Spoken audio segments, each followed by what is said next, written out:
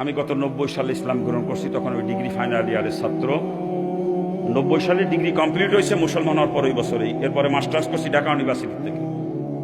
Masters করার পর একটা কলেজে চাকরি হয়েছিল, কলেজের লেকচারার হিসাবে। আবার যখন ইউনিভার্সিটিতে পড়ি তখন বন্ধু বান্ধবের সাথে মিলিয়ে একটা প্রাইভেট ল কলেজে ভর্তি হয়েছিলাম। LLBও কমপ্লিট করেছি। আমি কিন্তু কালাকোটের ব্যবসা জানি, আমি একজন অ্যাডভোকেট। আমি একজন অ্যাডভোকেট। আমি কলেজে শিক্ষকতা করছিলাম মাত্র 7 মাস। 7 মাস যখন চাকরির বয়স, চরমুনার মরহুম পীর সাহেব আমার কলেজ মাঠে মাহফিল করতে আসছিলেন। ওই দিন হুজুরের বয়ান শুনতে গেছিলাম। ওই সময় পীর মুরিদির ঘোর বিরোধিতা করতাম, পীর মুরিদি পছন্দই করতাম। এরকম বলতাম কোরআন হাদিস পড়বো, বসবো, আমল করবো, তা পীরের কাছে যাওয়া লাগবে কা, এরকম বলতাম। তো ওই দিন মনে মনে চিন্তা করলাম পীর সাহেব যেহেতু আমারই কলেজ মাঠে আসতেছে, কি করে একটু শুনিয়ে আসি। 42টা প্রশ্ন নিয়ে গেছিলাম, 42টা প্রশ্ন। একটা প্রশ্ন করার সুযোগ হয় নাই আমার। বয়ানের মধ্যে অটোমেটিক সমস্ত প্রশ্নের জবাব পেয়ে গেছি আমি। ওই দিনই মরহুম আল্লাহর কুতুবের হাতে বায়াত হয়েছি আমি। ওই দিনই হুজুর ওই দিন পর্দার উপরে খুব গুরুত্ব সহকারে আলোচনা করছেন। একটা হাদিসের ব্যাখ্যা করছেন হুজুর, আর তয়ুসু লা ইয়াদখুলুল জান্নাহ, তয়ুস কখনো জান্নাতে যাবে না, লা ইয়াদখুল কখনো প্রবেশ করবে না। আর হুজুরের ওই দিন বয়ান শোনার পরে সারা রাত আমি ঘুমাইতে পারি না, সারা রাত খালি কাঁদছিলাম। বললাম ডাকিয়া জাহান্নাম থেকে বাঁচার জন্য মুসলমান হয়েছি, জাহান্নামের ভয়তেই খালি মুসলমান হয়েছি, কিন্তু অন্য কোনো কারণে না। হিন্দু অবস্থায় কোরআন হাদিস পড়তে জাহান্নামের বিবরণগুলো পড়তাম, আর অন্তরের মধ্যে কাঁপিয়ে কাঁপিয়ে উঠতে, আযাব কেমনে সহ্য করবা, এটা সহ্য করার মতো না। যখন জাহান্নামের আযাবের ভয় অন্তরে পয়দা হয়েছিল, তখন পাগলের মতো হয়ে গেছিলাম যে কেমনে বাঁচবো এই আযাব থেকে, আমি কেমনে বাঁচবো।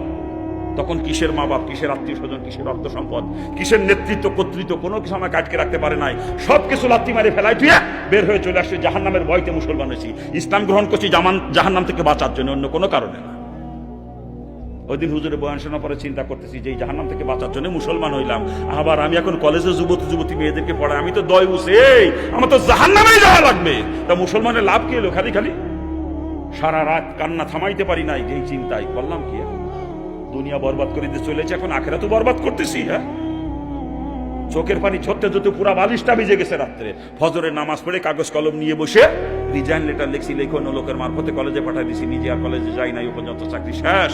আমি না খেয়ে মরে যাবো তাও ভালো, কিন্তু ওই চাকরি করবো না যেই চাকরি করে জাহান্নামে যাওয়া লাগবে। চাকরি ছেড়ে দিলাম। চাকরি ছেড়ে দেওয়ার পরে চরমোনাইতে গেলাম রমজান মাসে, হুজুরের সঙ্গে পরামর্শ করলাম, হুজুর চাকরি ছেড়ে দিছি। হুজুর আসতে কি আপনার পান নিচে এক বিন্দু বালুও নাই, বাসমান শাওলার মতো আপনি, আর এখন চাকরি ছেড়ে দিলেন? তার মানে বোঝেন আমি যখন ইসলাম গ্রহণ করছি বাপের সমস্ত সম্পত্তি থেকে বঞ্চিত। এরপরে কেবল মাস্টার্স কমপ্লিট করে চাকরিটা হয়েছে অল্প দিন, ওই সময় চাকরি ছেড়ে দিলাম। আমার পান নিচে এক বিন্দু বালুও নাই। তখন আমি চিন্তা করি না আমার কে খাওয়াবে, রিজিকের মালিক আমার চাকরি না, রিজিকের মালিক কি আমার চাকরি? হ্যাঁ, ওই চিন্তা করি নাই কি খাবো, কি করবো, কি খাবো চিন্তা করি নাই। আল্লাহর উপরে তাওয়াক্কুল করে চাকরিতে লাথি মারছি।